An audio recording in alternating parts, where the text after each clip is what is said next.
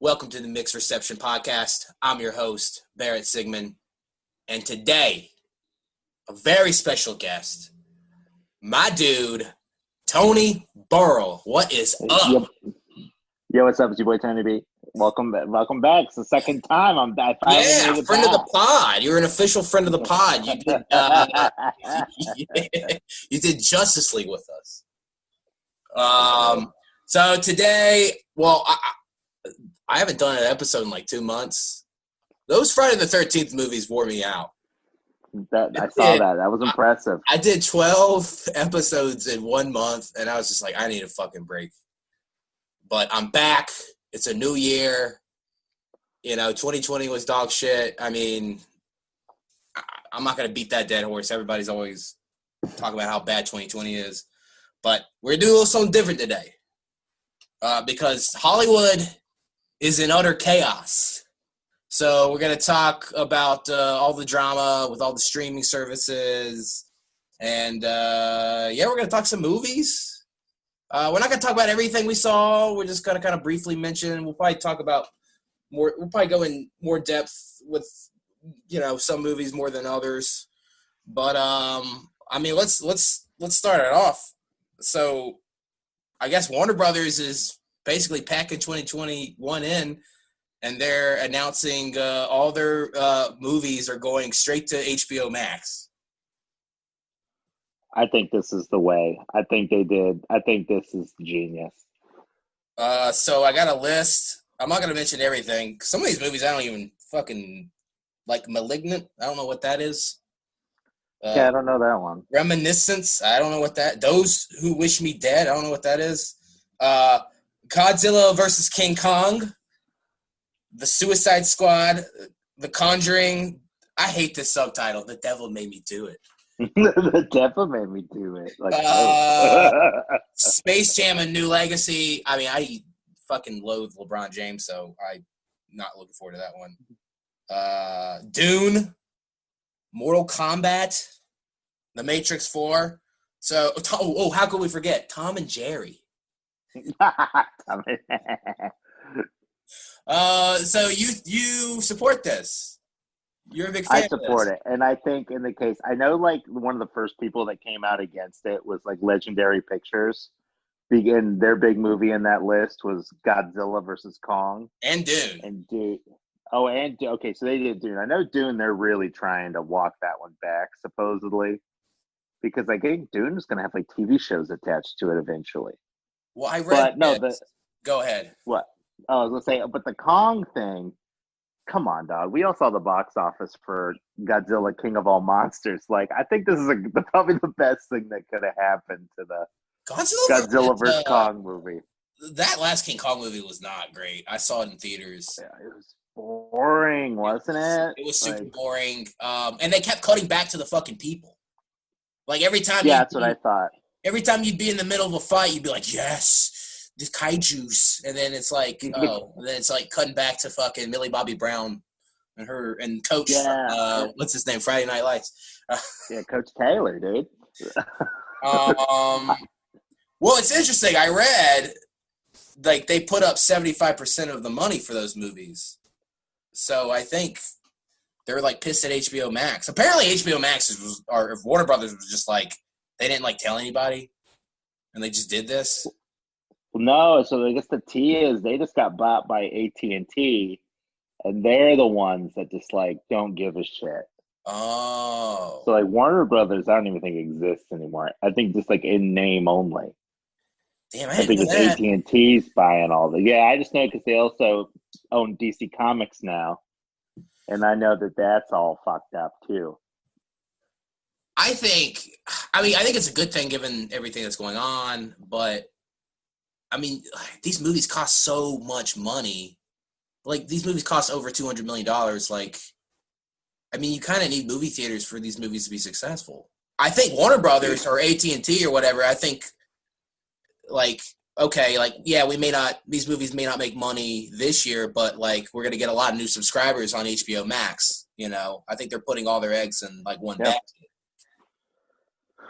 Yeah, I agree. But at the same time, it's like most places, like movie theaters aren't even open yet. Like I think I saw some stat, and it's like a real like out of like all the movie theaters in the country, I think like maybe like less than a third of them are open right now.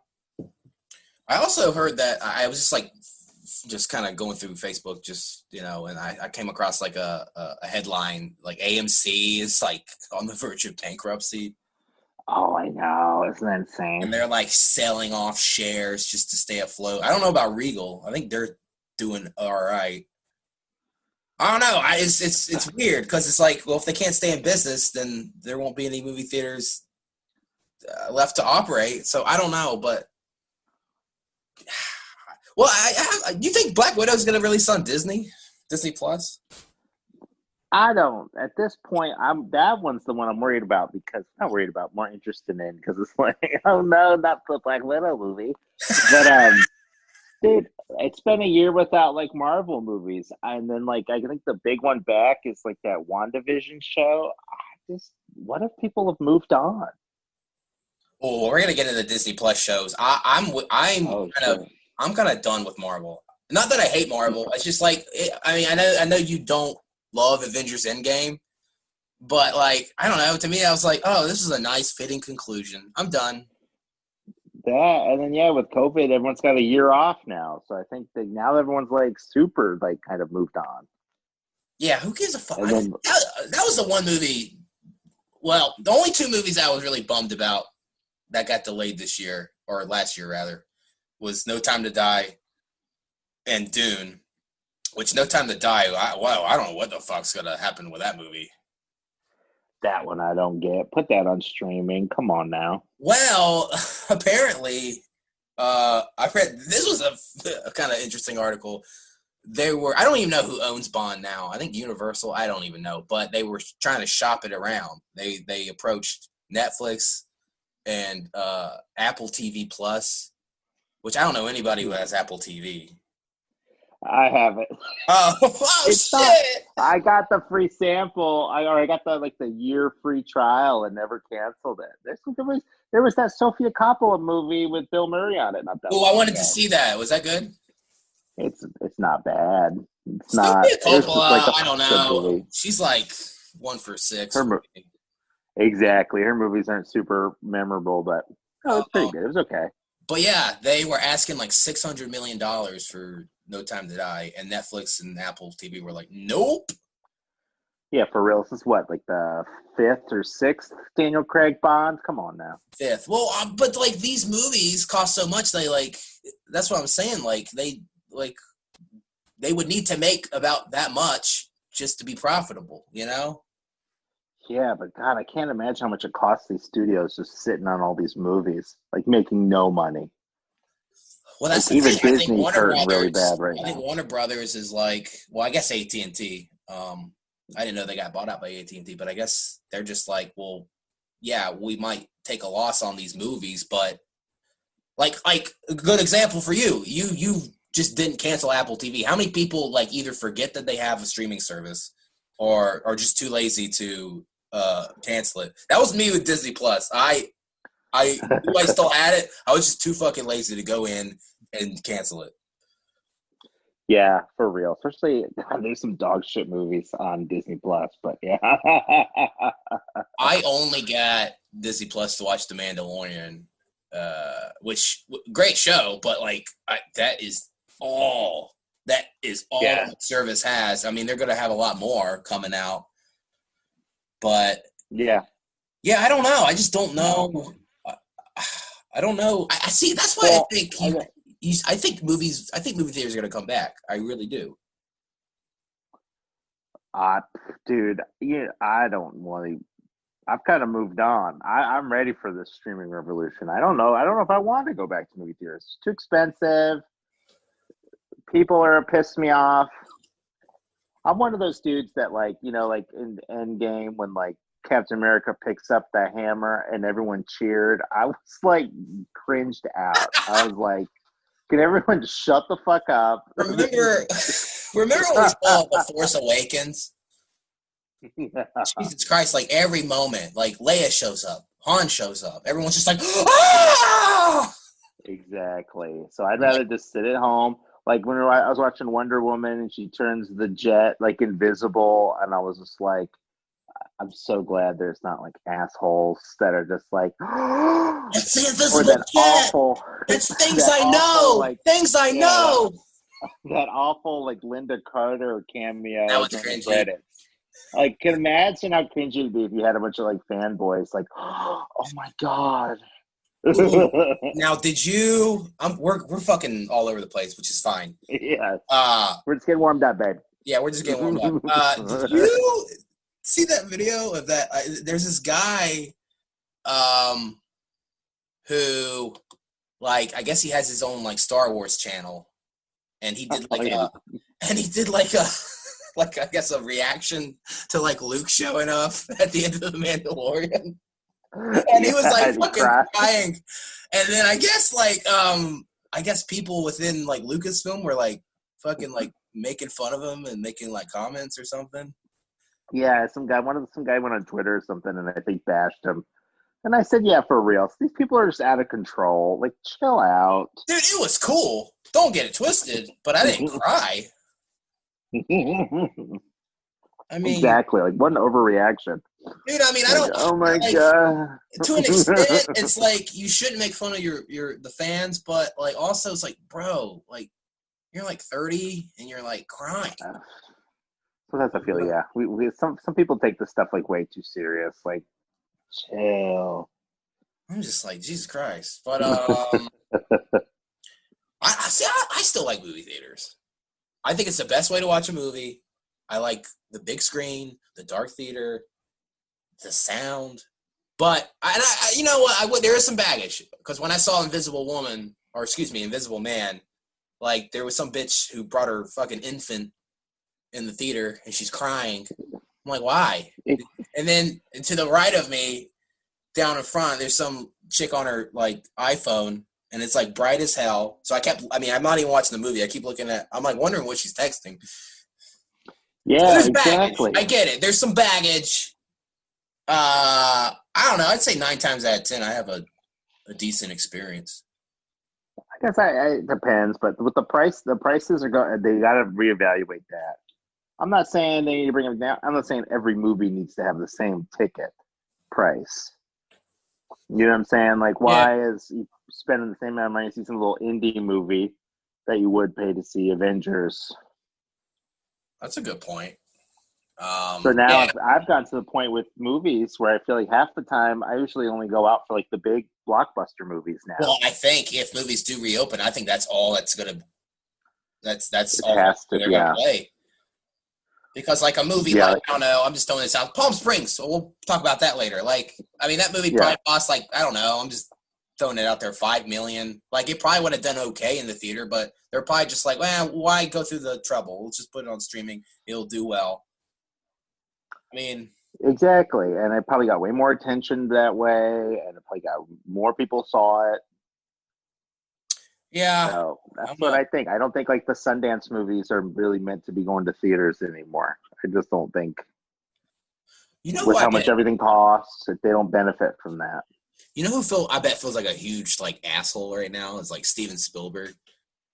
Remember, he was like, well, movies that debut on streaming should not be nominated in consideration to be nominated for the Oscars. And like, that's all it's going to fucking be this year. Yeah, that's all that it can be. But then there's also that whole thing. Remember when Olivia Wilde did that movie Booksmart and she bitched and cried because nobody saw it? And she goes, you know, these Avengers movies are killing like the indie movies. I think the writing's been on the wall. I think there's just certain movies don't play in theaters anymore for over $10 a ticket. And then you go and it's the, you know, super high fidelity Dolby digital audio and stuff. I just don't think theaters are meant for those movies anymore. I agree. I used to love going to the little art house theaters, but I think I enjoy those kind of movies better at home now. Yeah, I mean, valid point. See, like a movie like we'll talk about later, I guess, Sound of Metal, where it was like so quiet and it was just like cool sound effects. I don't know. That was a good movie, just chilling at home. I kind of would have been I think it would have lessened it to me seeing it in a movie theater. It would have been like, it was a good movie, but man, I paid a lot of money for that. That's a good point. I also just, I don't know, like, about your friends, but I know people in my social circle, I just don't think they give a fuck about seeing movies in the theater. I think most people, your average Joe, probably sees what, like maybe one or two a year, if that. Yeah, They just I get that vibe too. I just don't think people care. So I don't know. It'll be interesting. But in my opinion, yes. We'll move on, but I do think theaters are coming back. But yeah, I think these indie movies, these art house theaters, I think they're kind of fucked, which saddens me because I love the Narrow. I mean, it's not like a great theater, but like I don't know, it's got its charm, you know. I know the one in Charlotte, that like the Manor Theater over there by like that went out of business. I've been there a couple of times. It's actually it was a cool theater. It really that was the one where I saw that cringy improv movie. I forget what it's called. What is it? You know what I'm talking about? It's called like Don't Think First or something like that. Don't Think Now or something. But who gives a shit? The movie sucked. But this it was me and my dad, and my dad's like the whole time just fucking hating this movie, and I'm like, oh god. I was into improv at the time, and then I was like, this is what I do. He's like, but anyway, oh, no. But this random old lady, was just like me and my dad sitting next to each other, and like we're the only ones in the theater, and then this old lady just comes and sits next to me. Hey, do you need a friend? but I mean, if movie theaters go away, you won't have to have like awkward shit like that happen. Exactly. So that's good. Okay, yeah. So what do you think about these Disney Plus shows that are debuting? Okay, one, I think I'm not a fan of this whole announcing like 100 things back to back. I thought was that some of the shit I didn't realize until like days later and went, oh, I missed that one. But the Star Wars stuff though. Oh, okay. Why don't we go into Star Wars first? Okay, so Rangers of the New Republic. I don't even know what half this shit is. I did not like watch all the little things. I'm assuming you did. Oh, okay. That one, no, I didn't watch it, but I remember reading some like recap thing. That one's a Mandalorian spinoff, right? Oh, is it the one those two X-wing pilots that chase him? I think it's that and the UFC girl who's his friend. I can't remember her character's name, but because she's like a ranger now in that small town. Oh yeah, okay. So I think she's getting her own show. Yeah, I don't know how. Yeah, I don't know how I would be like as like a couple seasons. I thought she was like a cool side character. I don't think she was interesting enough to like. Yeah, like I was happy when she showed up on the Mandalorian, but yeah, I don't know if I could watch a whole show with just her. Oh, we got that and one. Those X-Wing guys. Right. We got Osaka. Is that Ahsoka? Ahsoka. That one will be tight. That one's supposed to. From the internet and me have gathered.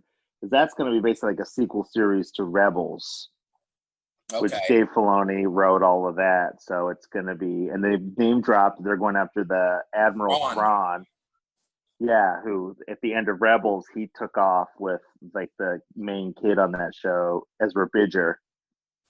So I'm just now like when I have free time and I'm like bored, I've been starting to watch the Clone Wars. I'm still in season 1. Season 1's rough. Oh, I found like a list of like episodes like you have to watch and episodes. Okay, I'm gonna do that because like I just got done watching an episode where it was like a Jar Jar centric episode. Those are the worst. Remember that one? Yeah. There's a lot of filler episodes. And he's just like he's like they think he's a Jedi Knight because this robe fell on him and he's like he can't see and he's just like ooh Misa. Yeah, that and they give like Padme her own episodes every once in a while. Padme sucks on that show and Jar Jar. It's like they're like the worst parts of the prequels where it's all about like government and like them like trying to work some deal or something, and I'm like, ugh. I liked what's her name as Ahsoka though. That was a great episode. Oh yeah, that one was good. Yeah, just the way it was shot. Dave Filoni, I mean, he should have just taken over the sequel trilogy. But anyway, he's got the sauce. But yeah, what other shows was there? I got him. Okay, this one I don't think I've ever given less of a shit about anything in my whole life Andor. I know, right? Do you remember Yeah, the like classic? Do you remember the memorable character of Cassian Andor? yeah, he was like the worst character, the boringest character in Rogue One, I guess. But the robot will be in the show, so he was cool. That K2SO. Yeah, he was the only memorable like character in that movie. I gotta be hot take. I know a lot of people like Rogue One. I do not like Rogue One. I wish it was the movie that they showed in that first trailer before, It's boring as but fuck.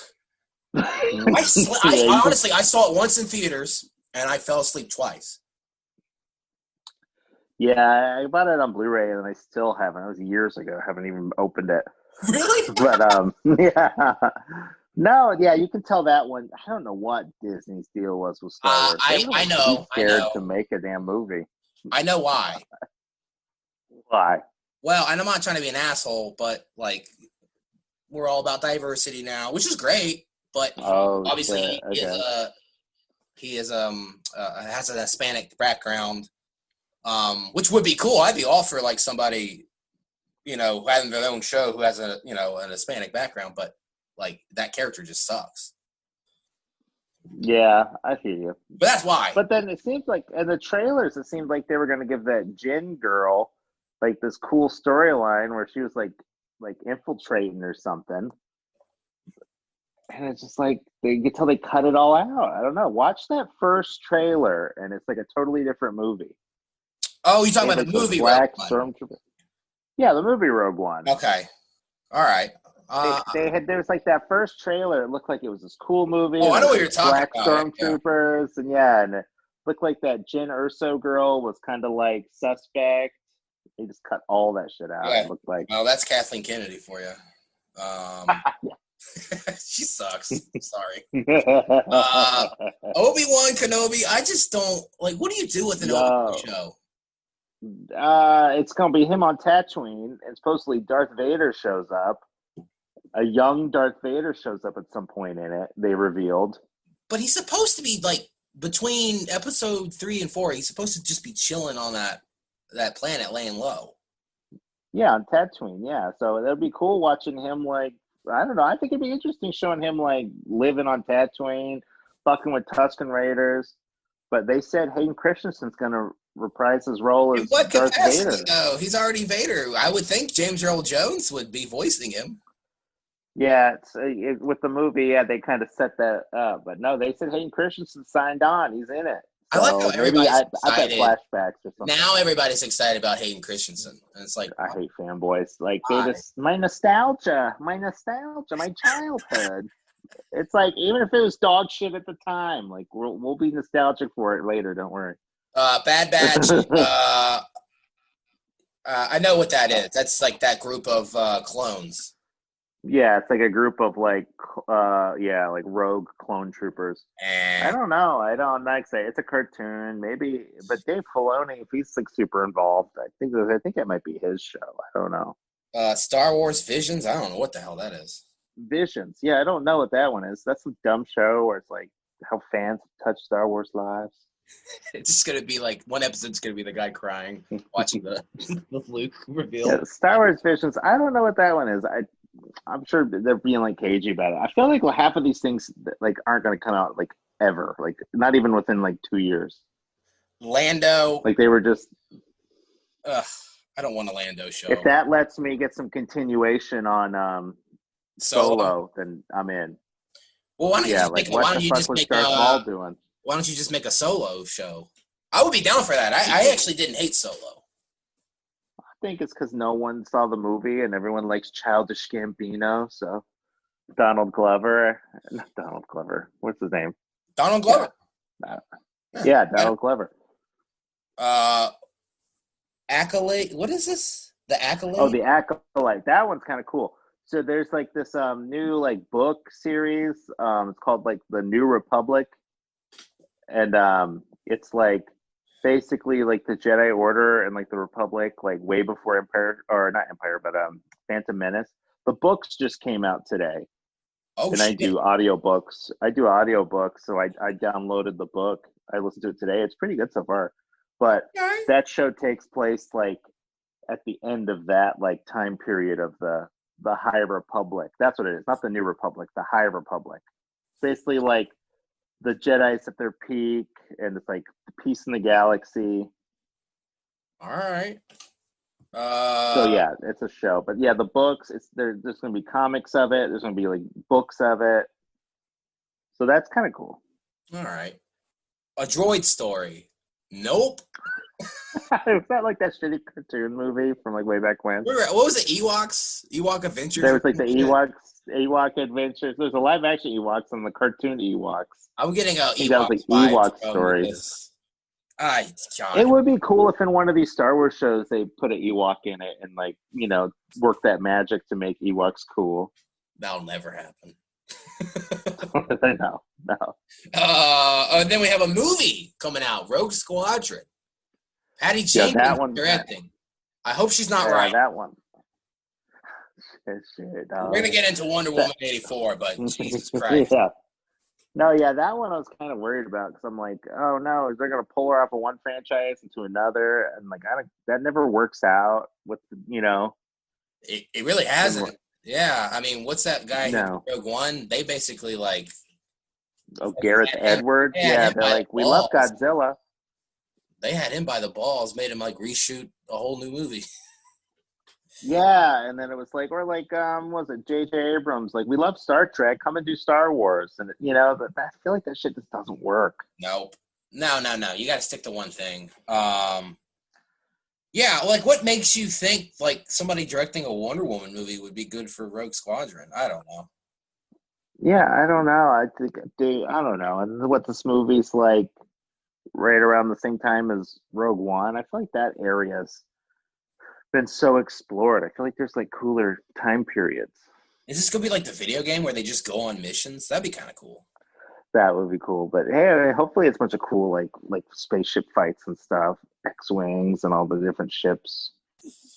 Marvel shows. I don't know. I don't really care. I mean, you got Marvel shows. It's weird, yeah.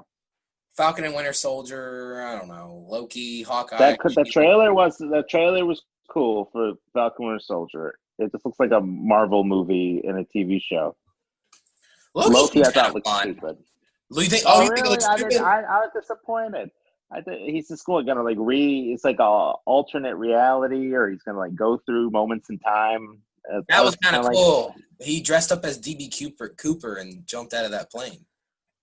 Yeah, I don't know that's just not for me, maybe, because I was kind of like, there's already cool stuff going on. I don't need to see him interacting with like historical figures. I'd rather see all the big crazy stuff. But the Hawkeye show, I can't wait for that. You love Hawkeye. You have like Hawkeye graphic novels. Like you're a big Hawkeye guy. Yeah. And it looks like that's going to be like a straight up adaptation out of that, like one storyline that was like really good. Because I've seen all the set photos. She-Hulk, I don't know. She-Hulk, I don't get, because they're saying it's going to be this like a lawyer comedy show. Huh? Because the character is an attorney. Okay. She-Hulk in the comics, that's her profession, but they're going to make it like the template is going to be like one of those lawyer shows, but like, you know, that Marvel comedy. I just don't know how that. Was she like erupts and turns into Hulk during like a hearing? She's gonna be doing like cases and stuff, yeah, and I guess have to like balance being a lawyer and fighting crime. Ms. Marvel. Miss Marvel should be cool. I don't see difference. I mean, what's the difference between Miss Marvel and Ms. Marvel? Miss Marvel is a young Muslim girl, so you have that kind of whole cool scenery. Okay. And then she's an Inhuman. I don't know how they'll do it in the show, because I don't know if the Inhumans are acknowledged in the MCU, but she's an Inhuman, and basically she's got all the powers that like Mr. Fantastic has, where she can stretch. Huh. Okay. Yeah, it's kind of cool. So yeah, maybe that'll be like their second try at like doing Inhumans again. Oh yeah. Oh yeah, that was a show. It was gonna be a movie, and then that was like it was supposed to be a movie, and then it was a shitty show, and they don't acknowledge it anymore. Moon Knight. I don't know what the hell Moon Knight is. Oscar Isaac's supposedly gonna play Moon Knight. I don't know. He's playing He's like a superhero. He's playing what's his name? Snake Plissken.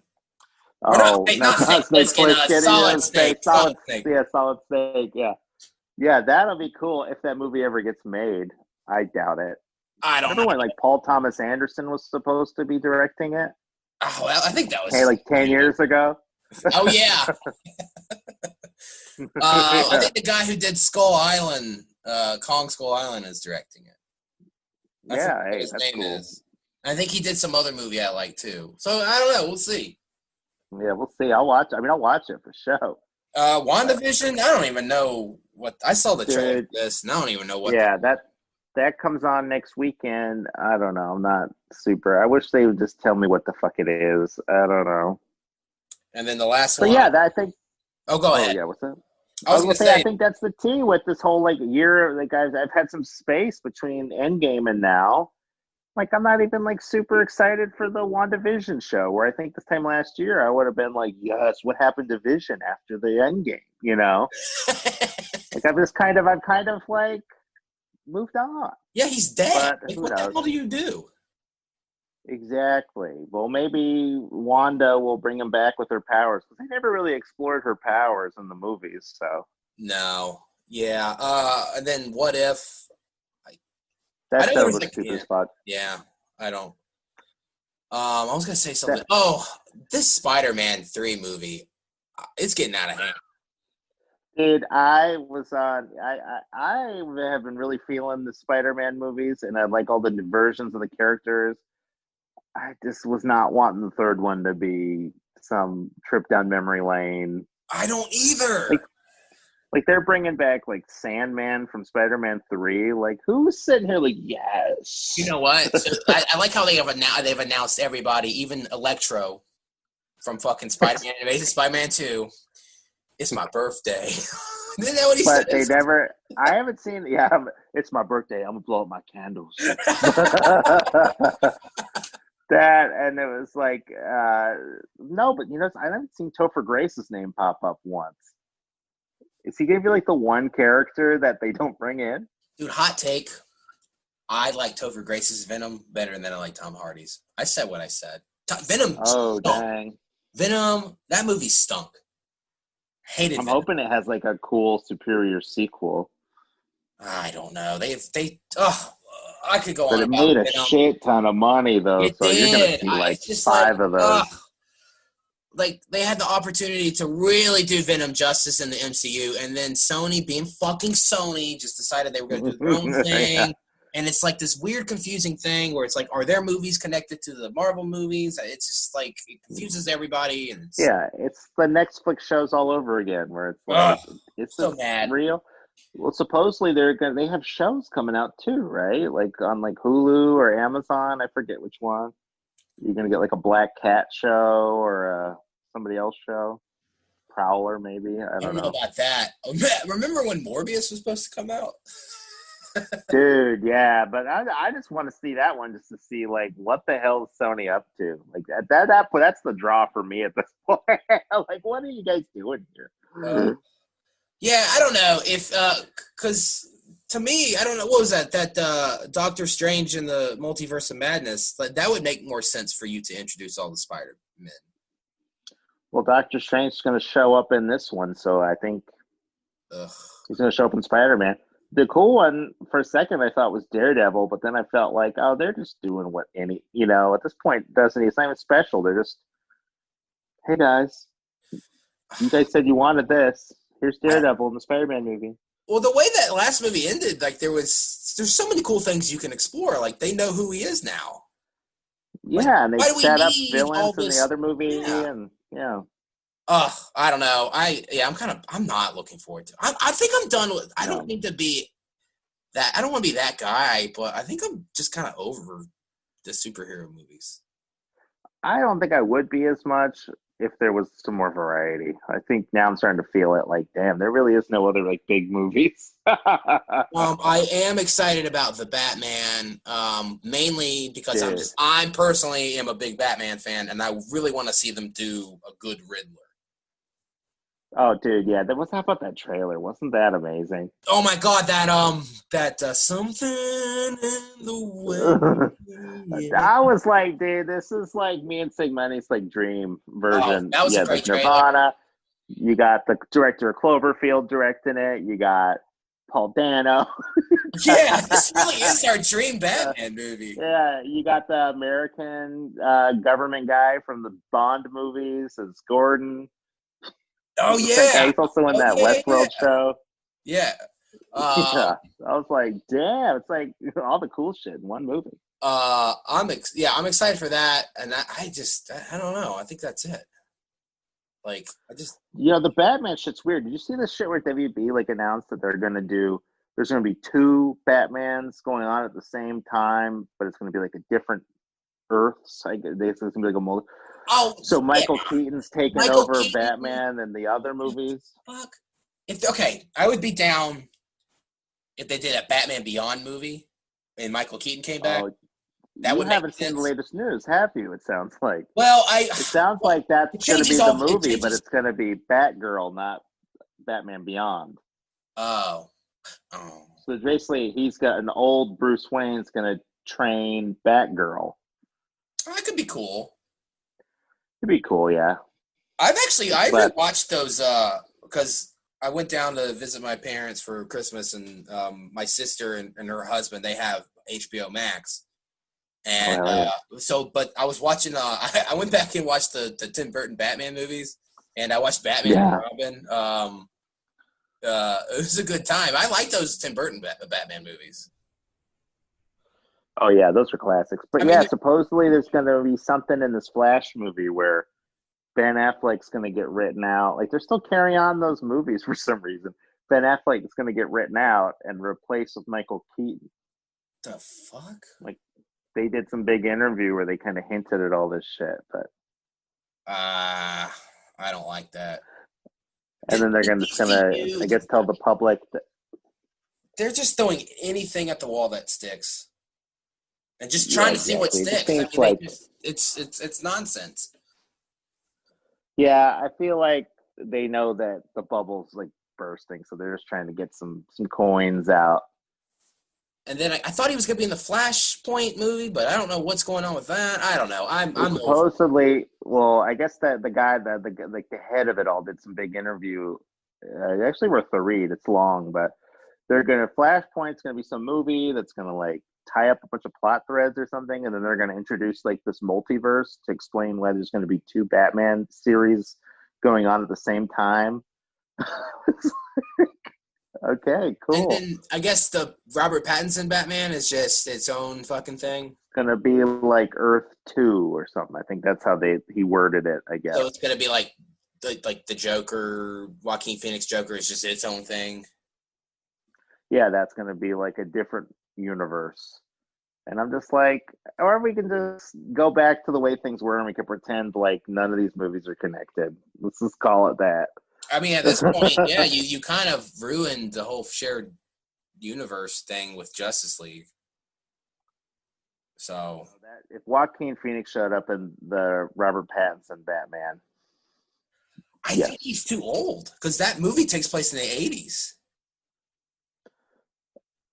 I Yeah, don't know. true. I don't We'll know. see. But it would be cool. I don't know. I guess it really depends on when this Batman takes place. If it takes place in like the 90s, maybe. I don't know. I think it does or something. I think Ooh. it doesn't take place in the present. I remember reading that or something. This is like they're saying it's gonna be like it's Bruce Wayne's like second year of being Batman or something. Okay. Yeah, I don't know. I'm excited for that one. I also heard a lot of drama. Probably rumors that I guess who's the director of Cloverfield? Matt Reeves. Apparently, he Matt like. Reeves. Did you hear this drama? He's like, he's doing like 50 takes and like he's pissing Robert Pattinson off. He's like, apparently he's like a slave driver. Hey, I'm just saying if you want to be in a good movie, I heard David Fincher does that too. Yeah, Like he does like 100 takes of every scene. that's Jesus Christ. Your movie's gonna take forever to film. I know, right? Well, supposedly on the set of like Zodiac, like Jake Gyllenhaal like had like it was like traumatized because he's like felt like he wasn't a good actor or something because David Fincher just like did 100 takes of everything, and it was like remember that was like young Gyllenhaal, so he was like, "What?" He's a mountain, though. I am a good actor. I know, I'm a good actor. Okay, well, I think that's like all the streaming. Yeah, I feel like there's a shit ton of streaming news. Should we get into movies? Yes. All right. So I got a list of movies. Let's start. I'm going to go in alphabetical order here. Bad Education. I loved it. I watched this the other day. I loved it. I thought the only thing I really have to say about it is I thought Hugh Jackman was incredible. Like, I'm used to him playing like the kind of gruff, like Wolverine, and I was like, holy shit, this guy's got range. Like, his character is like, I like when the movie started. Like, I liked it. I liked him. I was like, this guy. I like this guy, and then he's just like so like manipulative and like egotistical. It was just, I just thought it was a really good performance. I wasn't aware of this. It's based on a true story. I guess it was like the biggest like money stealing money from a school like case in history or something like that. Yeah, I think I remember. Yeah, they said that in the movie, I think. But yeah, that's crazy. No, I thought it was really good. I thought, yeah, so some range. I think my only problem was how it ended. It was like there was all this tension with them getting caught, and then it was like, okay, they're caught. The end. Yeah. I don't know. I guess I wanted the story to keep going, which I guess is like a good thing. I guess I don't know. Plus, there was this one scene in the movie where he's in this like club and he's dancing to this Moby song, and I was like, "Fuck yeah!" Do you know what I'm talking about?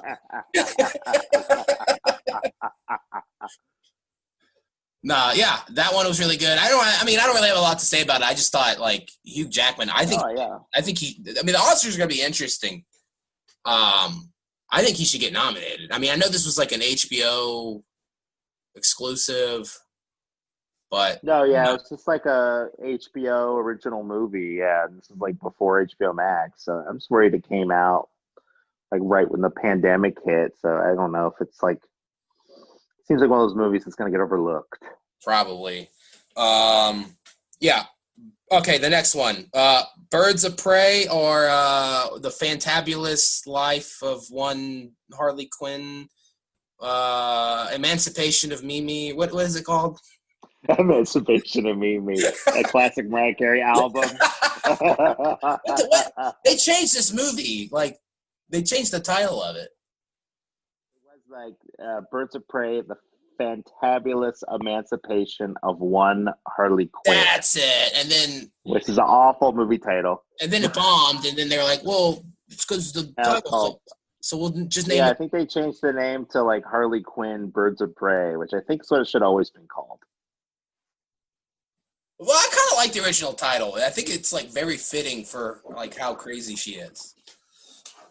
Yeah, it worked with the movie, but I think it's the thing. The general public just don't. I don't know, dude. This was one of my top 5 movies of the whole year. I thought it was amazing. On record as saying, and I quote, "better than Avengers Endgame."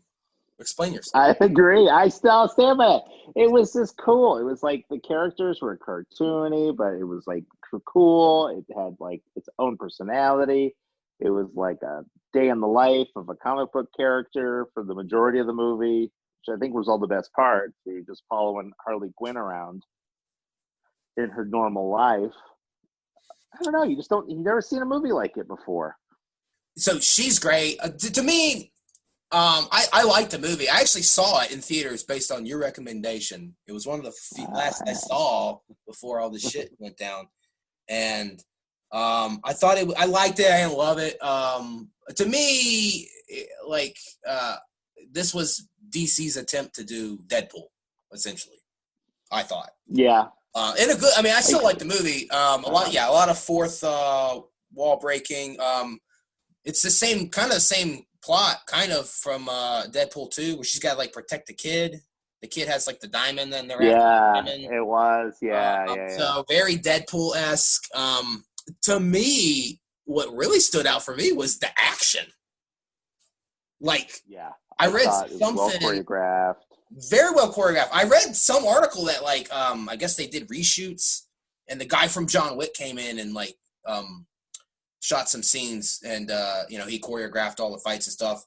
And like that one scene where like she's chasing him, she's on the back of the car with like her rollerblades, and she's like doing all this weird shit with the car. Mm-hmm. Like that was really that. I mean, yeah, I thought the action scenes were like really inventive. And yeah, that scene where she like storms that prison station or the jail or whatever. I thought that I think that was like one of the ones the John Wick guy did, because I mean it was just so cool. And I liked and it was like, what's his name? Ewan McGregor. Oh, Ewan McGregor was amazing. That's probably one of his best performances. Yeah, he was very campy. I love it. It was like in a good way. Gay. It was like some moments he was like really gay, and then like they just like, but that was like part of the fun, I guess. Like, what is going on? I loved it. Yeah, he was campy in a good way, unlike Pedro Pascal in Wonder Woman, which we'll talk about later. No, but I like it. Just shows that the DCEU, the best part is like Gotham City. It's just like I just liked watching all these characters interact. It would have been just imagine having a Batman movie with all this version of Gotham and all the villains. You know what? I like the Nolan movies, but to me, like the best part of the Burton movies is the production design, and like Gotham in those movies are like a character. Yeah, and I feel like I love that. Oh yeah. Well, I was gonna say, yeah, I feel like it's not quite Burton, but it's a little bit more comic booky. This kind of Gotham. Yeah, and it's like I like the dynamic where like all the characters like already know each other, and it's like they've been going for a while. So it's like Harley Quinn knows all the other villains. They all hang out at a club together.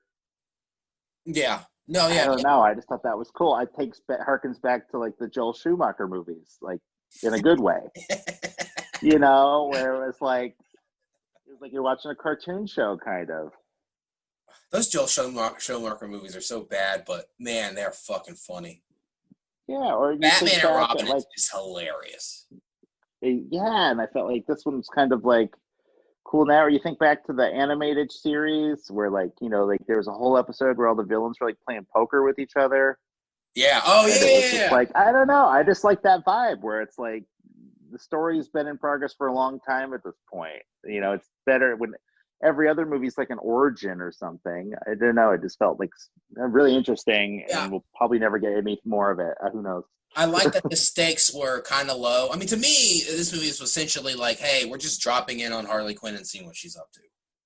And that's what exactly. Between Suicide Squad movies. I think that was like, and they like played it like that too, where they're like, this is just, this a day in the life of this weird character. Yeah. Which, are you excited for the Suicide Squad? I am. I'm just hoping it's not Guardians of the Galaxy 2.5. I think it is. I think that's my big concern. I know. I think it is too. But that's what the first Suicide Squad tried to be. It tried to be Guardians of the Galaxy, and then everybody hated it, and then they were like, "Well, why don't we get the guy who actually did Guardians of the Galaxy?" Exactly. So. But supposedly, I like that he's got a bunch of just random characters, so I guess he can do whatever he wants in a sense. Taika Waititi's going to be like King Shark. And so you'll get like basically his character from Thor Ragnarok all over again. Okay, I like me likey. Did you not watch the trailer? There's a trailer, dude. I'm telling you, I'm so checked out. I like it's just too much. It's just too many. After this, they did like a teaser where they like show you all the characters. I mean, they're like random, really obscure characters. All right, I'm gonna go. I'll check it out. I don't know. Suicide Squad, I think, will be good. Because the premise has so much potential, and they just the first one just. I remember not hating it. Yeah, it's just so. No, this one seems a lot better though. It's like they actually like it's just like the core idea where they just send all these villains on a random mission somewhere, and then hijinks ensue. Not like we got to save this character's soul from this ancient goddess. So stupid. The Enchantress, is that what her name was? Yeah, Oh my Enchantress. god, that was. Yeah, so this one seems like it was like the original cool idea before it like went off all the rails. So I mean, I'm definitely gonna watch it. And supposedly John Cena's character has his own spin-off series that like leads into the movie. That's what I'm saying. Like, does every little minor character need a spin-off series? I just think it's too much. All this stuff. I mean, yeah, but hey, at least it's all on like HBO Max. I wouldn't want to be sitting here like paying for all I these know. I shit. will But I guess I say. am, aren't I? I will say there is something to like. Okay, well, like I can stay at home and watch it. That makes it a little bit more like acceptable. Like, okay, well, I'm not doing anything. But I will say the TV show, the John Cena spin-off show, though, every episode I think is written and directed by James Gunn. So it's not going to be just like a cash grab. All right. So I think it's something he wants to do with the character. So I think it was like mutually beneficial for both parties, I guess. All right, next movie, Invisible. I keep saying Invisible Woman. It's Invisible Man. Invisible Man. No, dude, this movie was the bomb. I fucking loved it. Which usually I was skeptical because when I heard it was like Blumhouse, which that They're guy, hit or he makes miss. like every horror movie right now. Yeah, because he's basically just pumping them out at this point. His production, that Blumhouse Pictures or whatever. But so this one, I was like, well, you know, you got The Invisible Man, the old Universal movie. So I watched this one. Oh my God. This is how you do like a modern re-envisioning right. Well, in contrast to, did you ever see the Tom Cruise Mummy? No, I refuse. I did not. Well, that is like textbook, like, okay, like textbook how like not to introduce a new franchise. Oh, I know. Yeah. And the Dark Universe. Yeah. I mean, the Dark Universe. I don't know what the status of it is. Is this the new Dark Universe? I don't know because I know. No, that's a good question because I don't know if this. I think this would have came out anyways. I don't think Invisible Man is like exclusive to Universal. I think I don't know. I could be wrong, but I don't think. I think these two would have existed at the same time. But I just think like, well, I know that Blumhouse is doing, and the same director is doing The Wolfman with Ryan Gosling. Oh, well then I guess I'm full of shit. Maybe this like, is the new. I like the approach. It's I like the kind of simple and grounded take on this. I mean, yeah, I like how he had like a suit that was just like kind of reflective mirrors, and that's how he's invisible. It was like camera, it was like cameras. I thought it was the coolest fucking thing. That was fucking cool, and because I think in the original he just like takes some potion, and I was just like, you know what, that's kind of cool. Like this is like somewhat grounded, and I thought Elizabeth Moss, like holy shit. I mean, talk about should get an Oscar nomination, probably won't. But I will say, I was really interested. When I saw her do the movie, I said, she usually like does like, more acclaimed style movies. So I was really surprised to see her like do like a Blumhouse horror movie. So like, no, it was good. And she sold it as this just like abused woman who was just terrified. I felt so bad what made it good. And there's some like genuine like shocking moments that I didn't expect, like the dinner table scene where she's like talking to I think her sister or cousin or somebody, and then just the throat gets slit. I was just like, what? Yeah. Like I knew it like played on what like your expectations. I felt like and it took, and I liked it because I think that the story was really simple. It's really like basic, like a woman who's still like in shock from her abusive relationship. And it's like, which is a story in itself, and then you just add in like the fantastical element of, well, what if it was actually him, but he was invisible?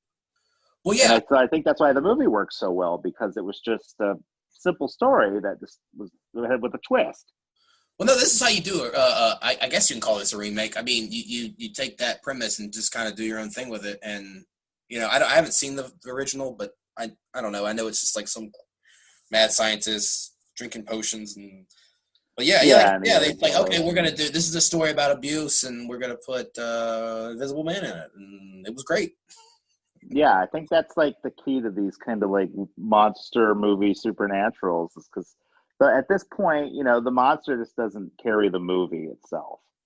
I think No, that's the no, problem with monster movies actually, in modern day. you really don't get to. You really don't. Well, he's not on screen because he's invisible, but you know what I mean. Like the actual Invisible Man, you don't really see him a whole lot. I mean, you see him at the end and Yeah, no. scenes, but yeah, I Yeah, mean, they use him pretty really, sparingly. it's her story, you know. So Yeah, where if the whole movie was her running and screaming with this invisible, guy, it would get old after 10 minutes. So I think that's the sauce. You gotta have like an actual engaging storyline, independent.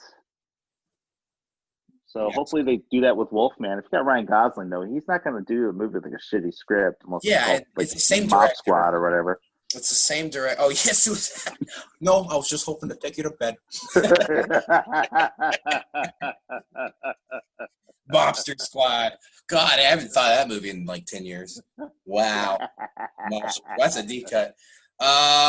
Moving on. Okay, so this one, you told me to watch The Lodge. I like The Did you Lodge. not? Was that not a good time? Uh, I I've think that was fun. I've heard a lot of comparisons to Hereditary, which I I think it is on similar, that. but I have thoughts on that. it so yeah, you have kind of familiar elements, the cult, a family tragedy, um, the also like the dollhouse. Uh, Yeah, which yeah, I rolled my eyes at that one.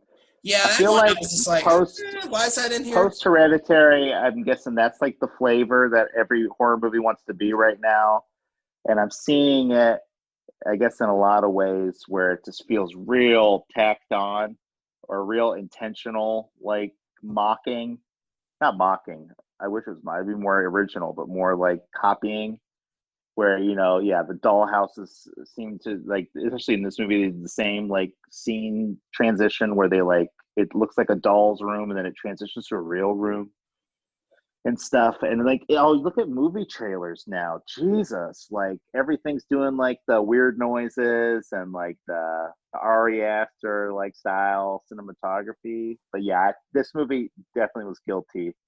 Made me cringe a few times. I was like, Well, be your own movie. I get Hereditary's in vogue. I think it did enough to differentiate itself from Hereditary. Yeah, no, it did. Especially as you watch the movie, but the first like 20 minutes of the movie, I kind of catch myself being like rolling my eyes a little bit. So, Um, but you but can hang in there because then, well, holy shit, Alicia Silverstone was the mom who killed herself. I loved that. I I was loved like, that. holy, I haven't seen. What was the last thing she was in? Like, I think Batman and Robin. Exactly. She like doesn't do shit and then randomly shows up in this like fucked up horror movie. I'm like, No, okay, I thought it was really well acted. I mean, the kids were great. Those kids fucking sucked. I no, mean, yeah, that one kid from It, man, he looks like such a little bitch, but I guess he plays it well. But he God, plays it don't you very want to beat well. his ass? But yeah, You just want to punch him in the face. There's a show on Apple TV where he's called like Defending Jacob, and he's Chris Evans's son, and he's like accused of murdering another kid, and he like tries to like act out and be weird, and then the whole show, I just want to think, God, just beat your kid, man. Like it just needs that. He needs like a spanking. That'd be the best episode of the whole series because he's got that little pouty face. Ugh, it drives me insane. well, this movie had me guessing. I was just like, what's going on? Like, I thought, okay, are they dead? And then there's a line in the beginning of the movie where it's not entirely clear how, like, I guess the dad and the girl met. There's a line like, oh, is this the girl in your book? And I thought maybe the Yeah, dad was like fucking with them. So exactly. yeah, it was. Yeah, I mean, it kind of had Oh, and casting and stuff. So I mean, I was. I loved that this movie pulled off like a double twist at the end, like the twist, and then there's another twist. This is the year in review, so we can spoil it. So yeah, do you think the big twist is, oh, this bitch grew up in a cult, and then like this is like cult shit, and then you realize the whole thing was just a prank played by the kids. I was like, holy shit, this movie's out of control. But it's also an important note too. Is like she is fucked up. I mean, she's got mental problems, so she takes medication, and they took medicine, and then she thinks like the cult people, because like what was it? It was like a mass suicide, and she was the only one who didn't do it, right? Yeah, it was like Heaven's Gate style where they all killed themselves in like beds, and she was the one person who did it. So as the viewer, you're like, oh, so this is like, you know, those demons are catching up to her from not killing herself. Yeah. And then you find out, no, the whole thing was orchestrated by these evil fucking kids, and they're just like playing mind games with her. And it was just like, the last 30 minutes of that movie was like, holy shit. Yeah, me too. I was like, it was kind of slow at first, but like, then I like really started to get into it. And then the ending, she fucking kills the dad. She thinks it's like, that they're dead, and like, yeah. And then last shot. That was like the prank, is the kids were like pretend killing themselves in front of her. And she thought they were all stuck in like limbo. Yeah. And then by then she was so far gone, she's just like killing everybody. And I was like, this movie is like insane in all the best ways. And then that last shot where they're just like crying at the table, and then there's the close up with the gun. Yeah, the bitch is gonna shoot them kids. You get what you fucking deserve. I would. You get what you fucking deserve. I liked it a lot. I don't know if I'd watch it again. It's not as good as Hereditary. No. But it was a nice Sunday afternoon, rainy day. The mood struck me, and I was into the movie.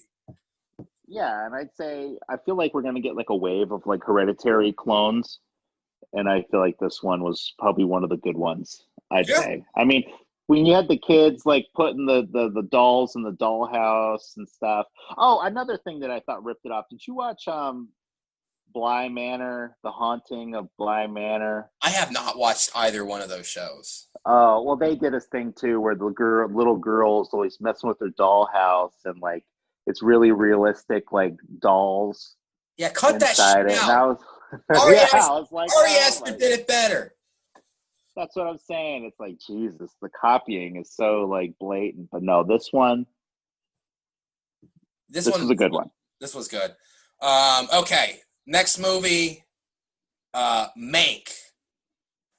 Now, this movie, I liked it. I thought it was really good. It's not, I don't like it as much as some other David Fincher movies. Mm-mm. I thought, no. Yeah, it was good. Don't get it twisted. Like, it was very good. I was like really excited for this too, because he hadn't done a movie in like 6 years. And I thought, I don't know, it didn't really grab me as something as like, because like Fight Club and like Seven and like Social Network and Zodiac, I mean, those are movies I watch like every so often. And this was good, but it just didn't grab me. It's a very different movie for Fincher, because he usually does those like kind of fucked up like thrillers. But apparently this was like his passion project. I guess his dad wrote the script, and he tried to get this made like back in the 90s with Kevin Spacey as Mank. No. Well, maybe it would have been better. I just felt like the style, the aesthetic of like him, what he was trying to do got in the way. Like the story just wasn't as good. And I don't know. I'm not like in love with like old Hollywood the way I probably should be. I don't know. But I just did not find I couldn't get into the story.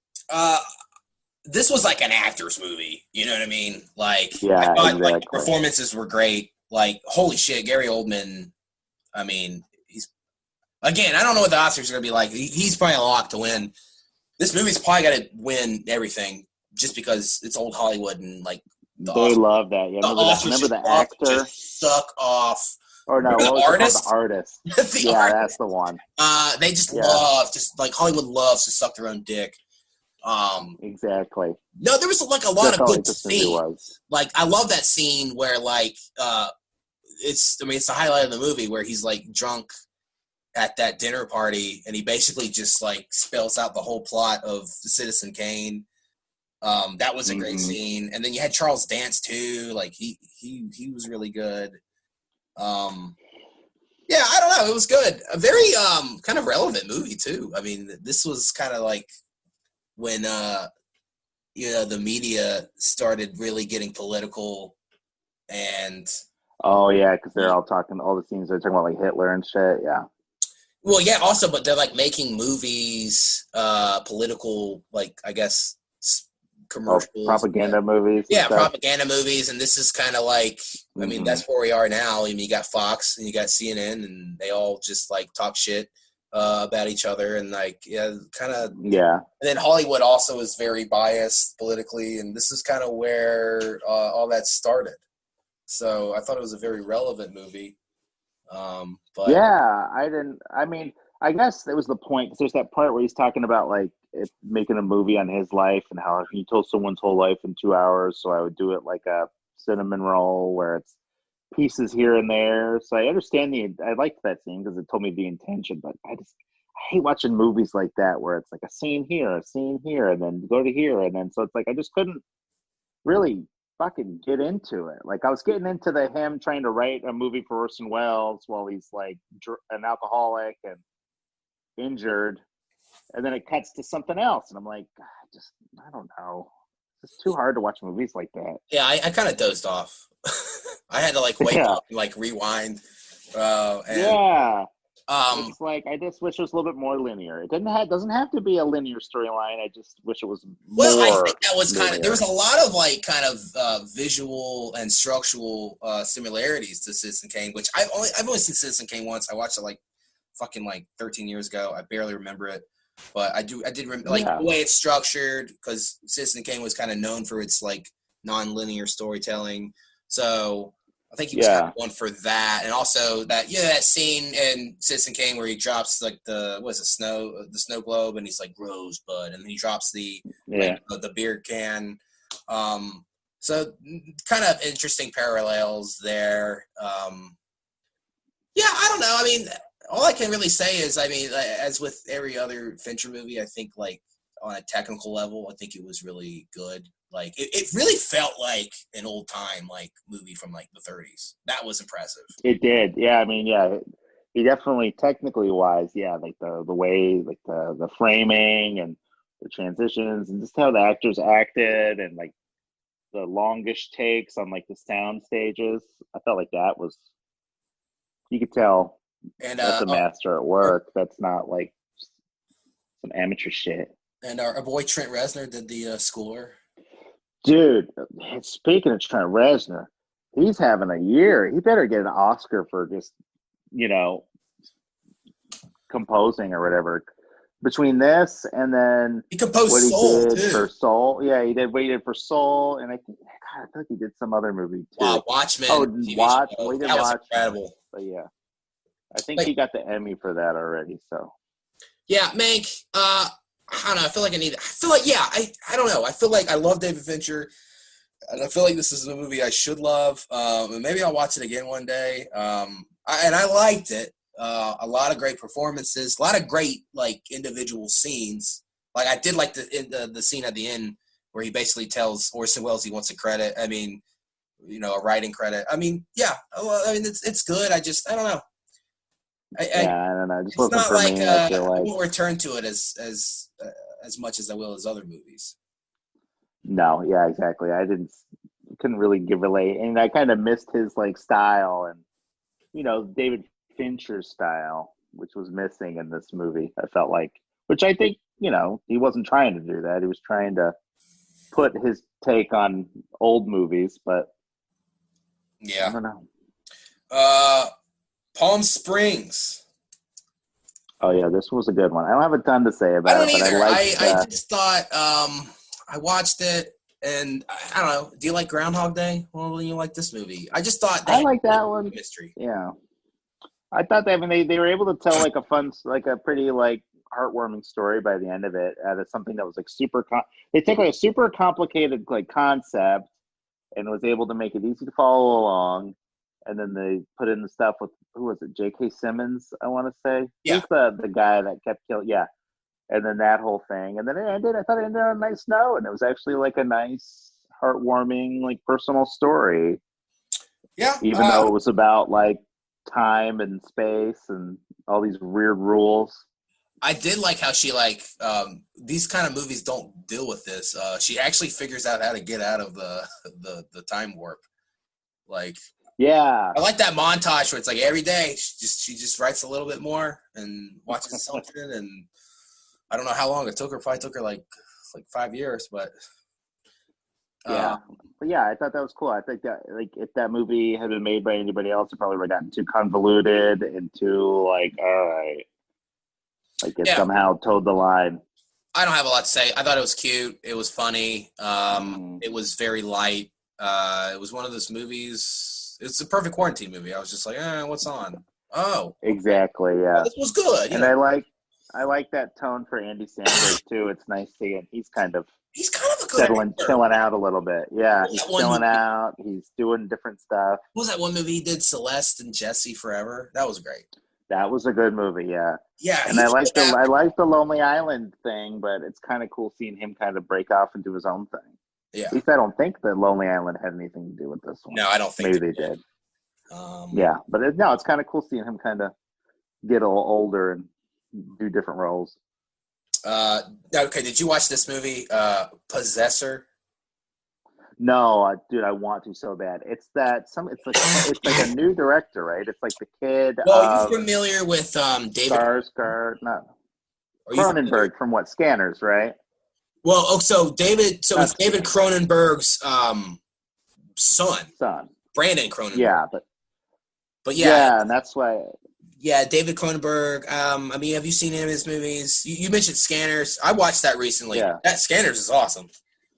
Yeah, Criterion. The Fly. Have you seen The Fly? No, I always wanted to see that. Oh, dude. I was a kid. I always thought it looked so stupid, but now I'm growing up and everyone's like, "No, it's a great movie." It's a great movie. It's intense. It really is. Okay, I just saw like Jeff Goldblum and like a fly. He turns to a fly. like on.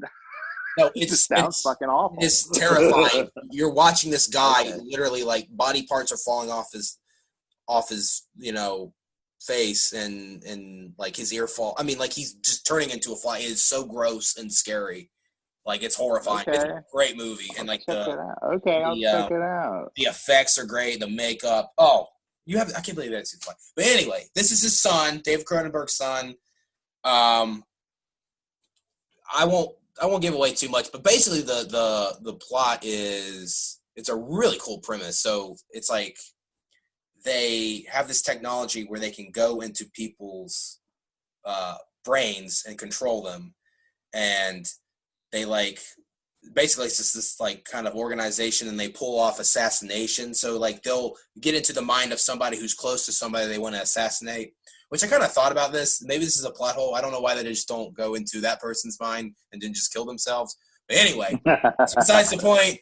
But yeah, really cool premise. And then if you like excessive amounts of gore and like creepy, surreal imagery, this is right up your alley. And then I think it is. Yeah, the main character, like she's at this point she's been doing this for so long. She's like just detached from reality, and she like loves violence, and it's like she's in the mind of this one guy who is the like fiance of a billionaire's daughter, and they're trying to kill him, and she's trying to get out of his mind, and it's just like this power struggle. So I mean it's really good.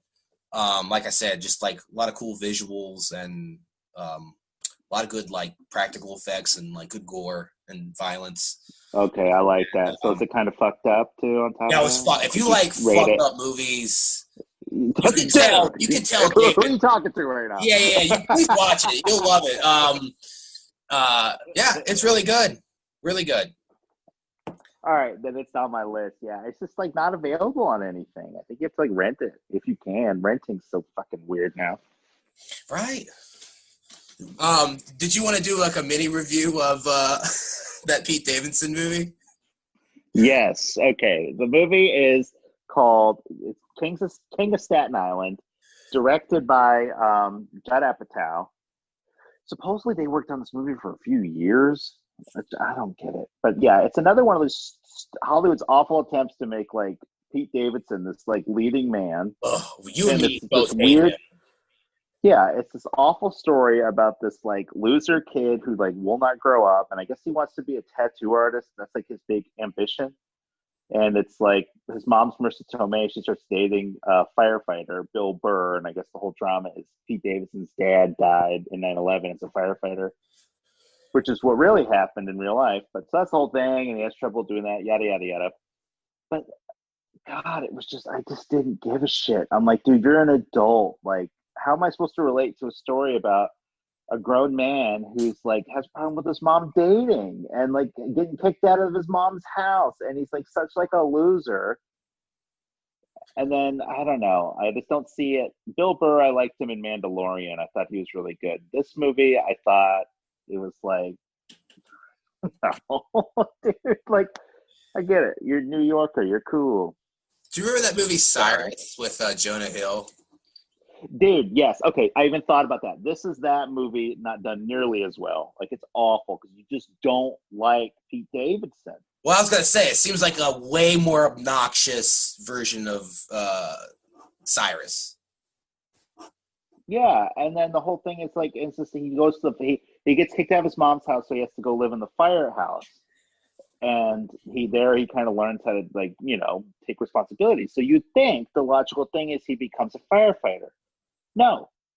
Then he goes, okay, I don't really know what I want to do yet, so I think I'm going to go try to be a tattoo artist.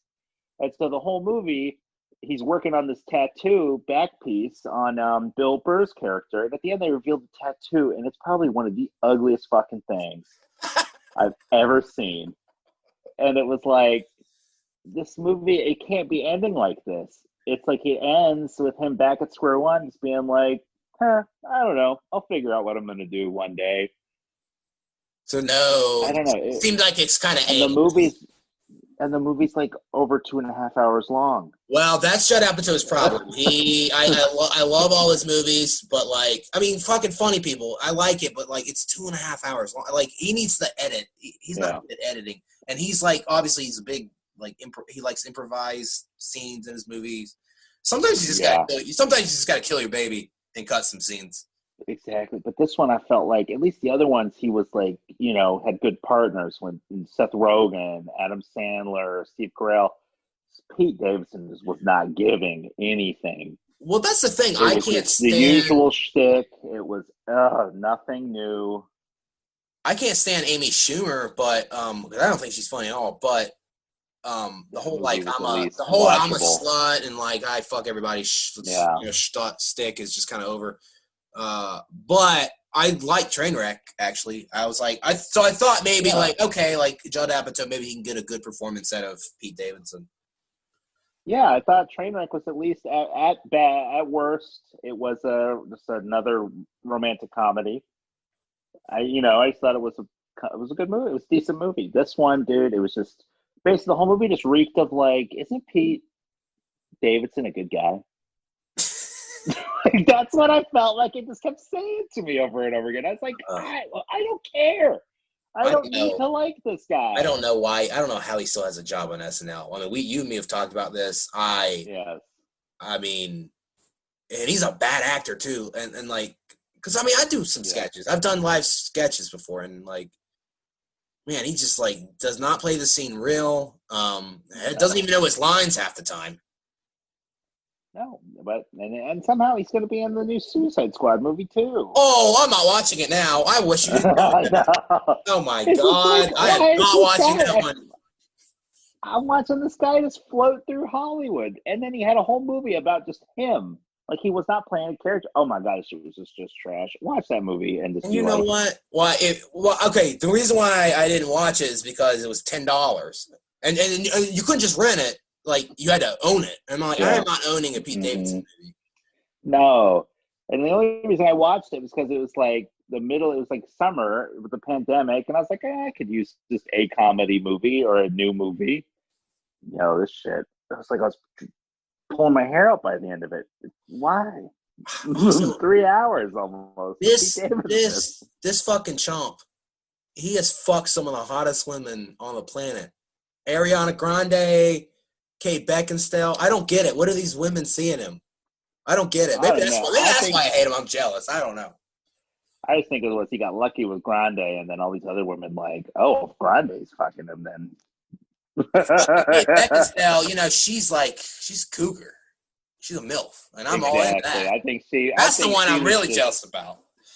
I think she was just scooping up Grande's seconds. I think that's what that game was. Who knows? All right, I'm moving on. Sound of Music.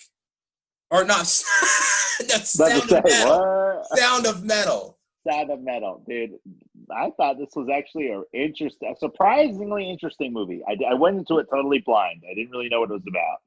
I know. I saw the cover and I was like, very interesting. Looked like Whiplash. Oh, yeah. Yeah, I thought it was really interesting. And like the whole concept of him being on that halfway house for like deaf addicts. I thought that was interesting. Also, really, really good sound design. Yeah, definitely. Yeah, I mean, it really kind of puts you in his what he hears and what he's. I thought that was. Yeah, and at the end of the movie when he gets those implants to kind of somehow process sound, I think I would have shot myself in the head. That sounded so awful. Oh my god! I don't know if I could live like that. The movie is really sad. Yeah, it's so bittersweet at the end because his girlfriend moved on. And, oh god, he did so much to try to get his hearing back. He's selling his trailer and this. But then it's also you got to agree with that counselor. Try to tell him dude, you're just being an addict in a different way, and you're in regards to hearing again. I thought it was a really smart movie. Yeah, I really like the good message, great performance. I mean, what's his name? Riz Ahmed. He's really good. I like the counselor. Yeah. He's good too. Who's the girl? She was in that. She was I love her. What is her name? Olivia Cook? I want to say. She gives me young Shannon Soseman vibes. Okay. Oh, you kind of same vibe. I do, but she's got the same vibe. She kind of sticks to these artsy little indie people movies. Nah, she's good. It was a really good movie.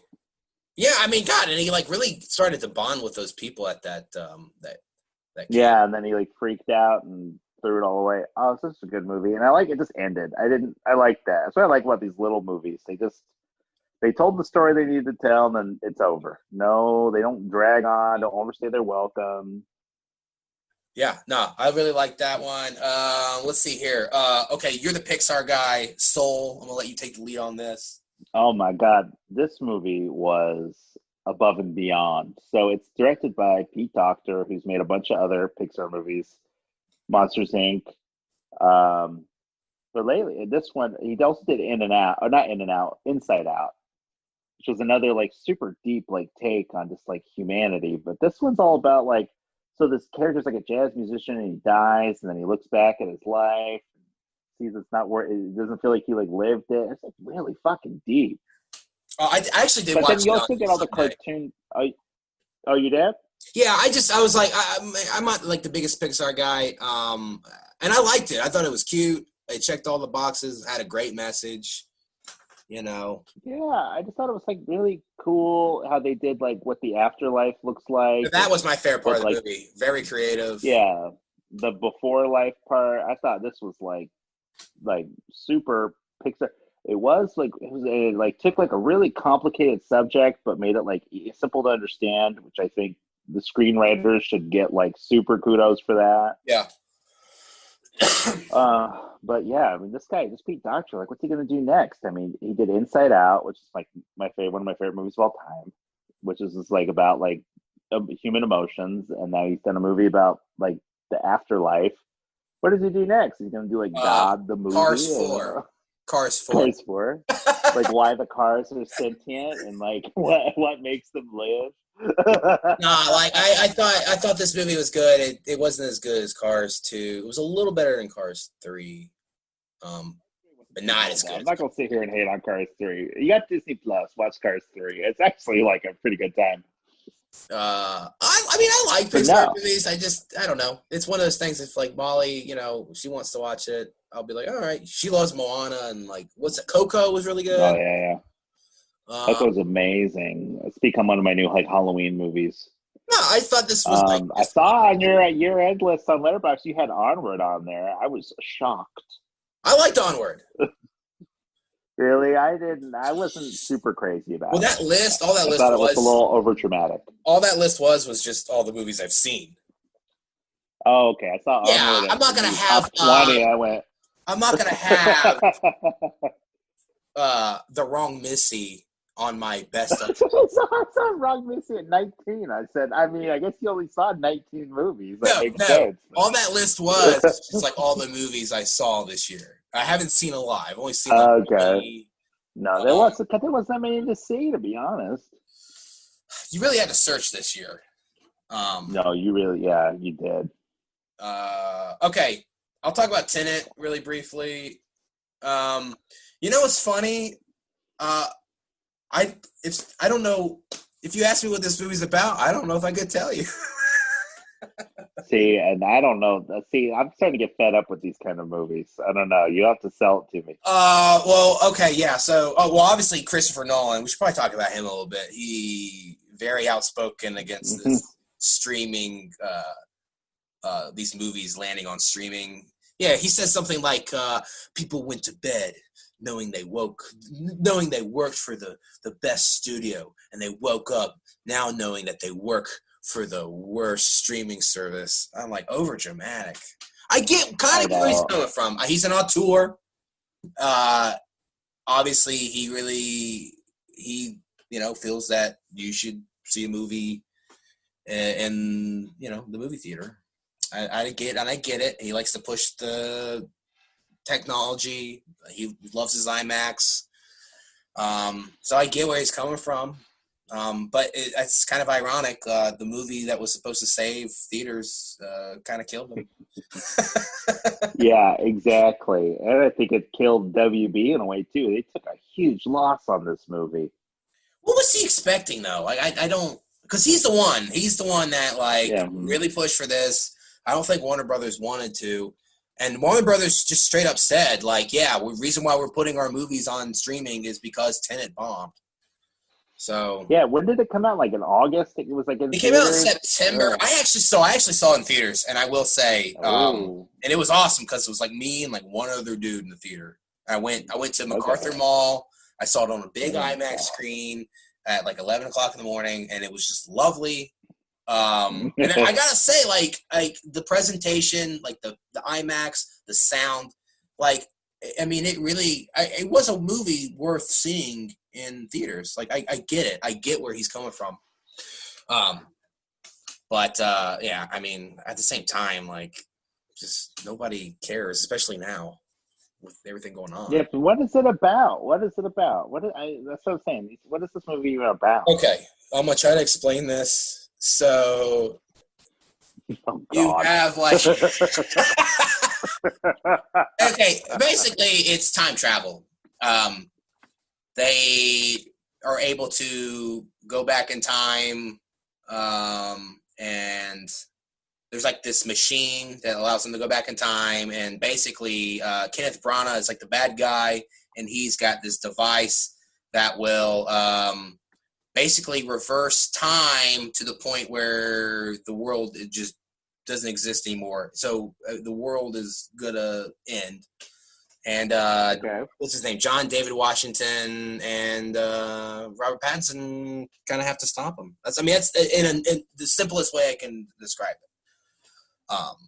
And that's kind of it. And I like the movie. I've heard a lot of people complaining.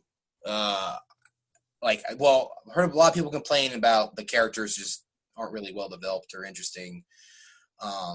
Which I think I kind of liked John David Washington in this movie. I thought he had a certain swagger about him. It was just like, Oh, really? I mean, I liked him in Black Klansman and Ballers in the yeah, Mansion. he was really great in this movie. I mean, I think because like this and Inception, I feel like is like Christopher Nolan trying to make his version of a Bond movie. You know, those early Bond movies, like those.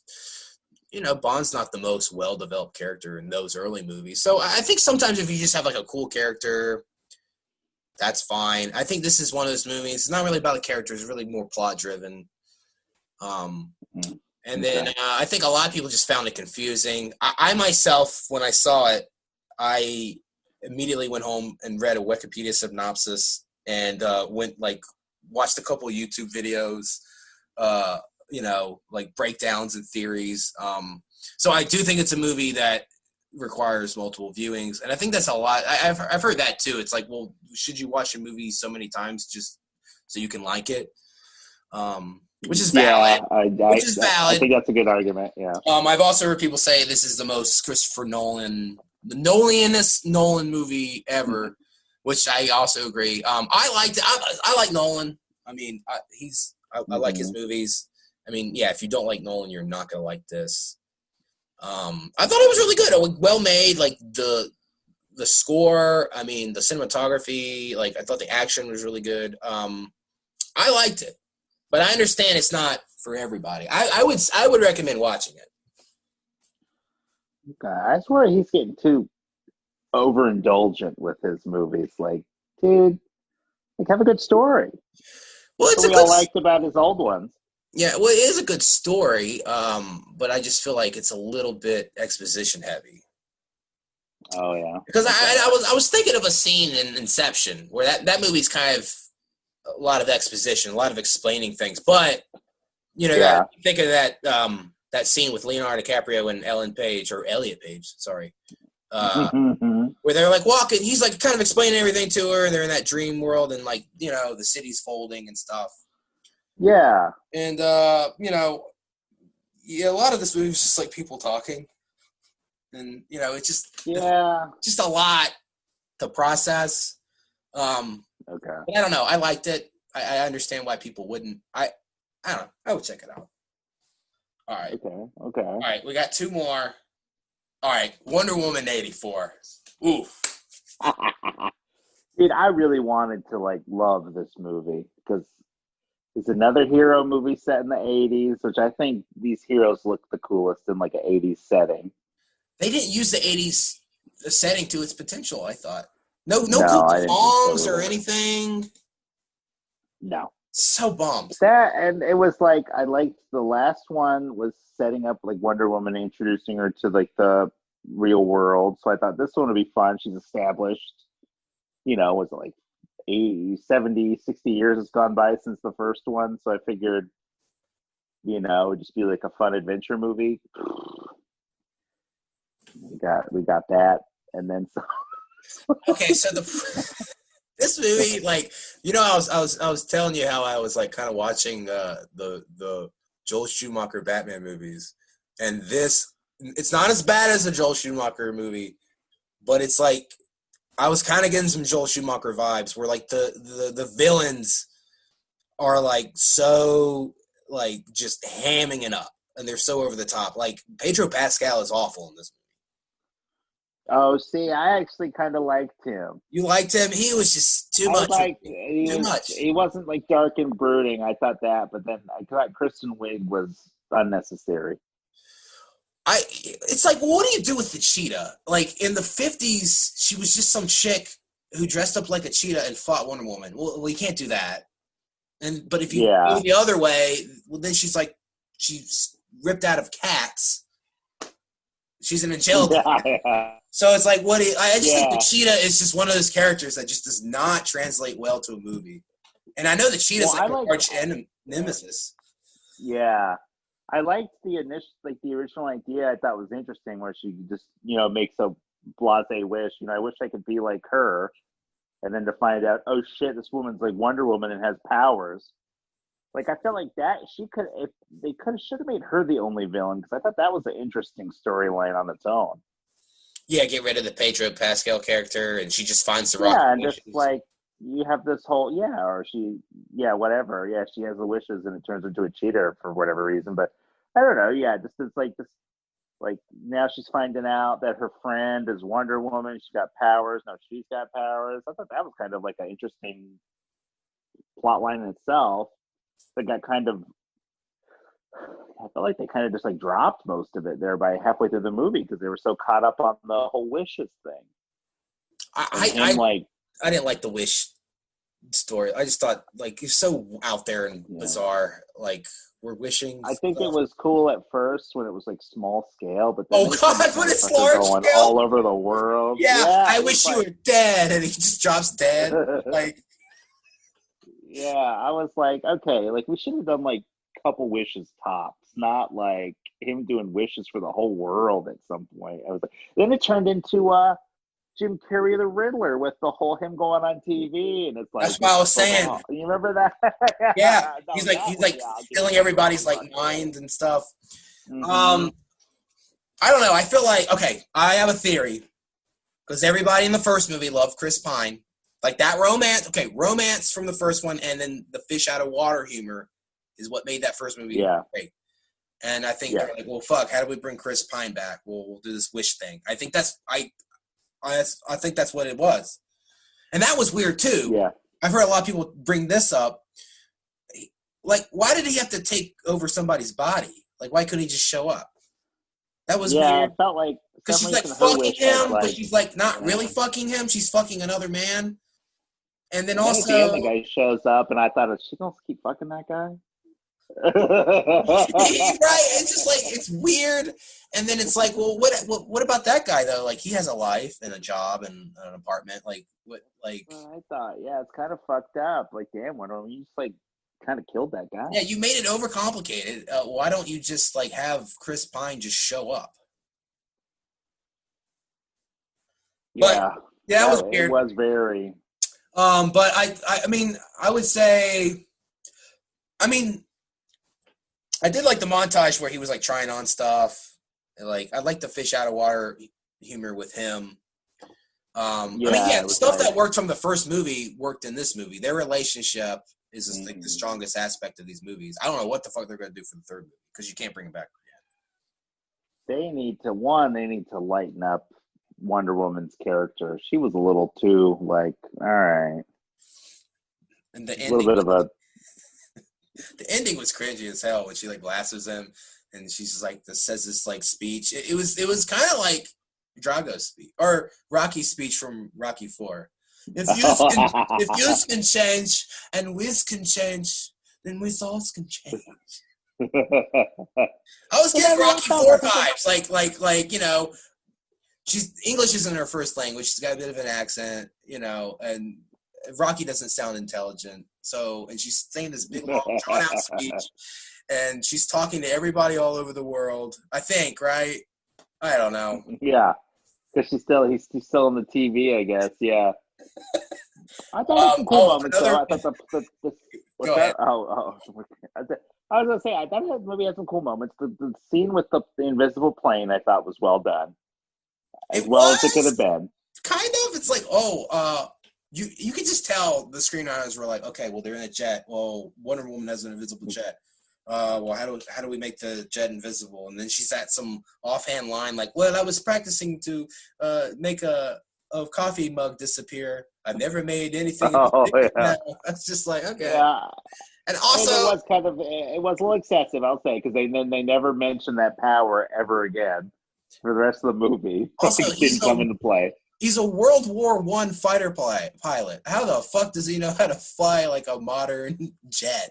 Yeah, true that. Like, even though, I guess it was like an older jet for the 80s, it's still like super future technology for him. But that scene where she figures out how to fly, I thought was good. I thought that was great. A good scene. Like the music was great, and then like the music from Sunshine. If you that movie, Danny Boyle's Sunshine. I was like, they had that song familiar. Yeah. Yeah, and then they played it. That song was in, like Walking Dead too. It's like they said we're just gonna use an already existing song for this one. The only other thing I have to say about this movie is, I didn't hate it. I'll never watch it again. I thought it had some cool action in it. And I like Chris Pine. I like their chemistry. But did you notice when, they're in Egypt and she slings to save those kids that were running in the middle of the road? Dude, Oh the yeah. most obvious dummy ever. Did you see that? I can't believe that made it into an actual like big budget movie. That made me laugh. Oh my It was just so cheesy. I didn't hate it though. I also just don't care about Wonder Woman. I'm just not a big Wonder Woman fan. I just kind of wish they would do like what Thor Ragnarok did for Thor, where they just lighten up the character, make it a little bit, change the whole vibe up. I think that's what they need to do with Wonder Woman 3. Oh, also, Patty Jenkins doesn't need to direct, or excuse me, write. Oh, Apparently she had a lot of creative control on this one. They wanted her to cut that opening scene, that had nothing to do with anything in the movie, and she like wanted to keep it in. I mean, it kind of did, I guess. I don't know. There's no shortcut. Oh yeah, I thought it was weirdly long too, and it was like we're 20 minutes into the movie, and now they're just doing like the Wonder Woman 1984. It's awkward. Yeah. Okay. We've come to the last movie. I saved the best for last. Wrong Missy. I thought this movie was fucking funny.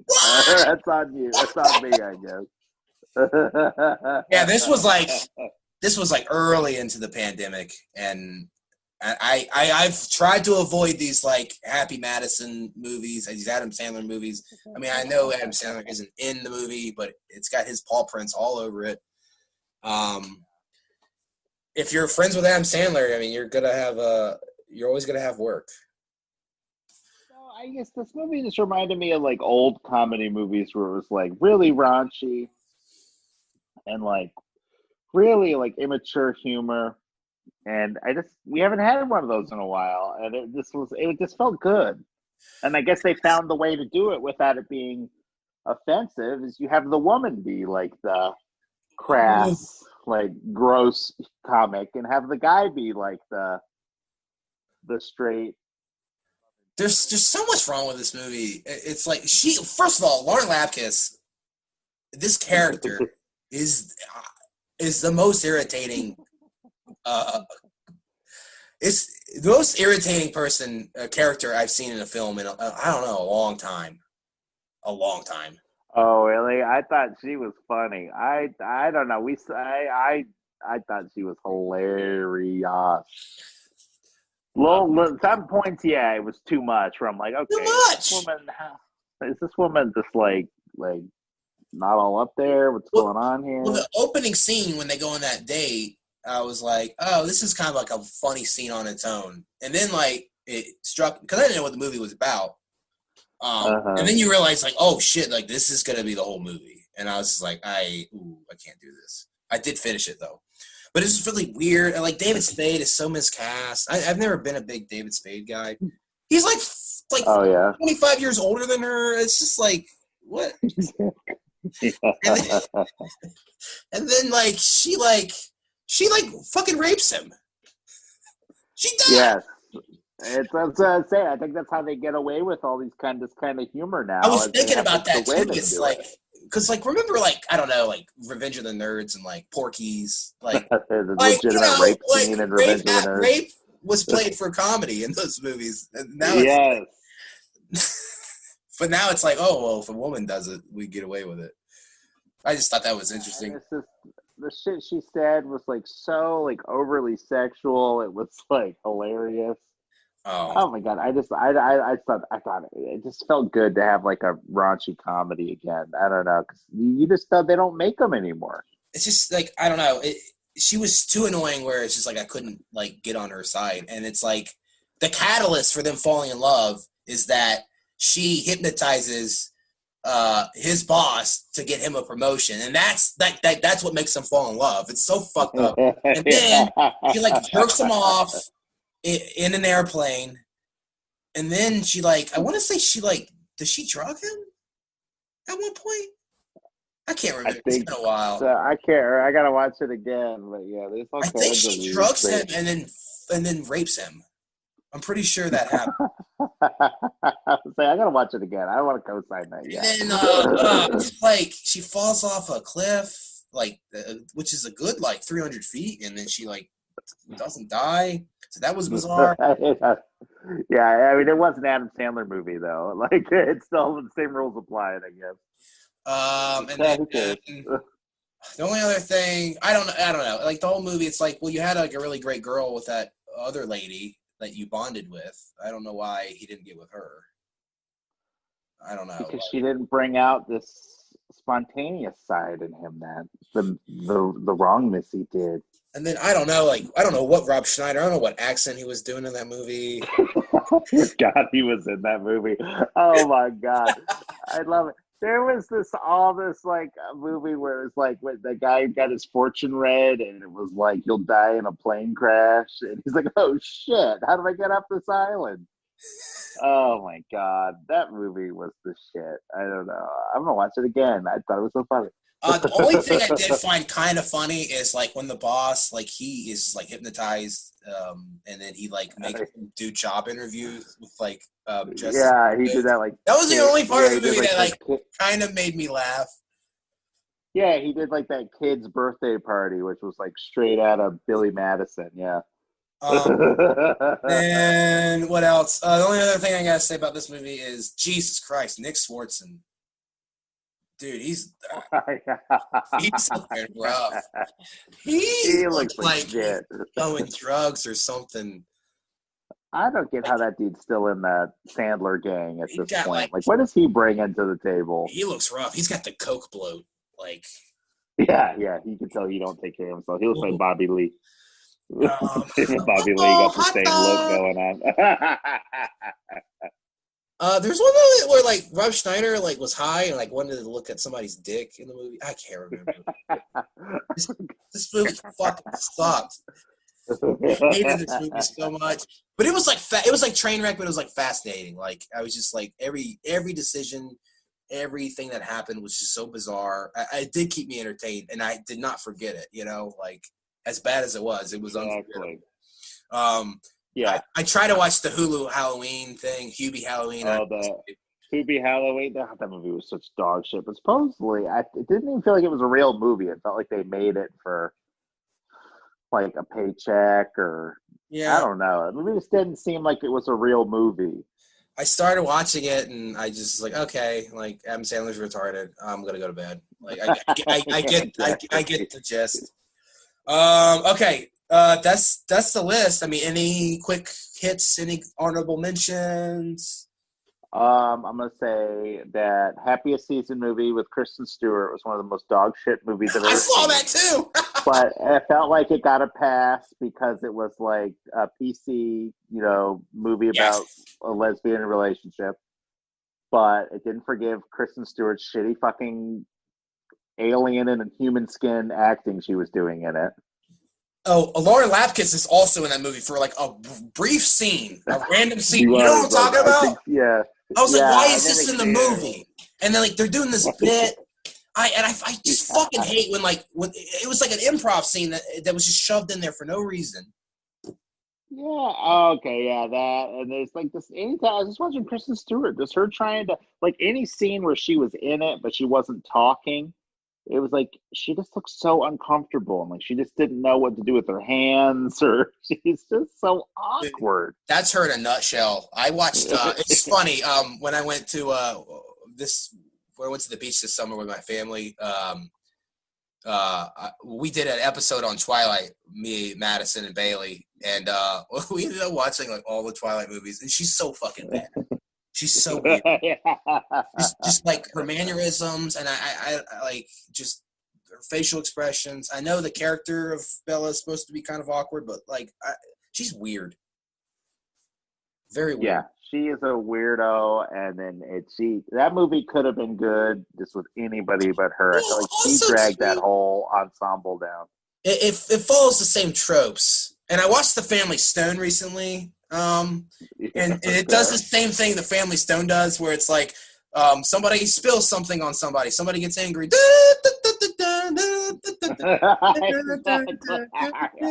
And then all the characters react in the way that they should.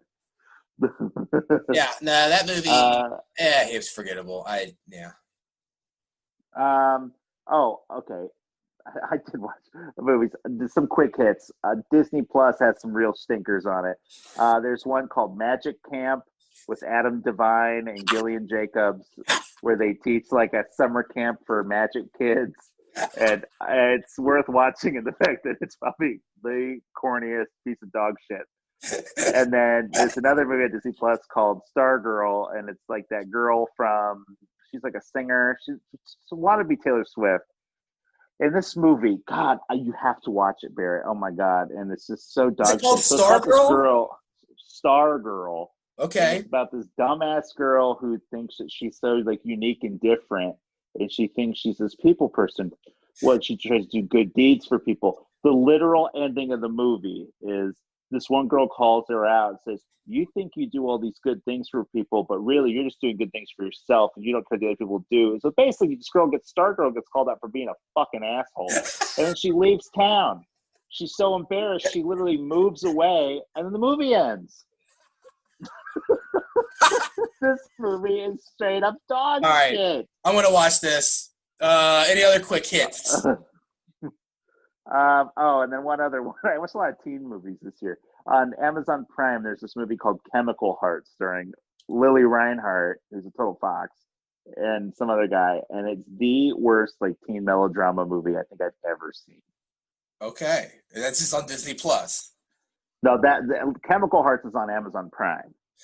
There's so many damn. At what point? That's another thing I meant to mention. It's like, at what point is there just too many streaming services? At what point? I think I'm topped out. I think with HBO Max, I think I can't afford it anymore. I can't. I'm gonna have to borrow your HBO Max account for the Snyder Cut. I'm gonna have to borrow your account. Oh yeah, that's in March. Yeah. Well, we will. So we will do that this year. We will do a follow up on the Justice League episode. Yes, we have to. We have to do the Snyder Cut remix.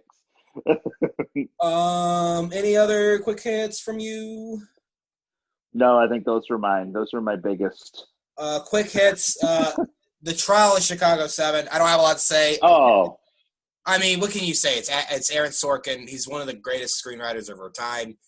I mean, great performances. Sacha Baron Cohen as Abby Hoffman. Damn good job. Can you get better casting? So really good. I don't know. Borat 2 was all right. You can tell COVID fucked that movie. Like they had to like rejigger what that movie was about due to COVID. So I'll give them a kind of a pass, but it's kind of sad. I don't know. That movie annoyed me. Everybody was like, "Oh my God, they got him. They got Rudy Giuliani." And I'm just like, dude was grabbing his dick. Come on, man. He was grabbing his dick. He was grabbing his dick. But my thing is, like, well, Rudy fucked up. He should have owned up to it. If I was Rudy Giuliani, I'd be like, yeah, I'm like a 76-year-old divorcee, and I want to fuck this hot chick. She was hot, dude. Come on. Yeah, and then they were like, I don't know, like they're like, oh my God, he sexually assaulted her. I'm like, well, no, she was like touching his leg and flirting with him and asking him to go in his room. Well, I guess the T was she was playing. As far as he knew, she was like 15 because I think that's what she was playing. Like 15. If you look at her in the context of the movie in that interview, she's like a reporter. Yeah, she's a reporter, but she was supposed to be like a teen reporter or something. I don't know. But I mean, yeah, the dude clearly was like shaking his dick around to get it hard. Come on, dog. I'm not. No. I'm not saying he didn't. He definitely was. My whole thing is everybody's acting like, oh, we got him. I'm like, well, yeah. Oh, yeah, no. And you know what? At the end of the day, who cares? He's rich, and there's no consequences. And so. he should have owned up to it. I don't know. That's really all I got. What was that one movie? I'm thinking of ending things. Yeah. Oh, Andy Kaufman, dude. Yeah, he doesn't need to direct his own movies. That movie was. That's another one of those movies that I know as a film buff I should love, but it was a cool idea. it's a cool idea, but God, it just kept going, and I was like, Yes, get to the point. this could have been like an hour and a half. It was like 2.5 hours, and it was just like I liked some of the ideas. Well edited, well made, well acted. Yeah. I mean, I like the concept. It's just See, I had to go on lost me. Wikipedia. So the old guy, remember how they kept flashing to that old janitor? Yeah. That was supposed to be the same guy as the other guy. That was the same. It was like a time jump. Yeah. Oh, yeah. You didn't get And that. So basically, the whole movie is him imagining what his life would have been. Yeah, I just felt like it was clumsy. I don't think he did a good job really making that clear. It was good. It was just I don't know. Yeah, just overindulgent and just kind of. Wasted Tony Collette. Why are you gonna have her in one scene? Come on now. I think that's all I have. The Devil All the Time. I like that movie. Very good. I didn't watch it. It's got a bit of like a Pulp Fiction Coen Brothers vibe to it. I dug it. Okay. Okay. And I think that's it for me. Well, dude. Yeah, 2020, man. No big standouts. I felt like a lot of good movies. None of them. I'm like, this was the movie. Well, this is like the one year where I'm like, I don't have a favorite movie. No. I don't know. I don't know. But okay. Well, hopefully. Well, you know what? Here's the thing. 2021 ain't gonna be much better. No, it's gonna be a lot of the same. Okay. Well, this was fun. Thanks for talking movies with me. We'll have to have you on definitely for the Snyder Cut. Maybe for we'll do a 4-part Snyder Cut. Maybe for a little Phantom Menace. Oh, Phantom Menace. Okay. Let's say I'm a fan of that movie, so I don't know if I can sit there and roast it for an hour. That's why I think it'll be a very interesting discussion because you actually like the movies. Okay. So I'll have you on for that. So okay, yeah, dude, I'm down for that because I'll sit here and I'll debate. All right. Well, thanks for being on the pod. Thanks to everybody for listening. Happy New Year, and we'll see you next time. Peace. Bye.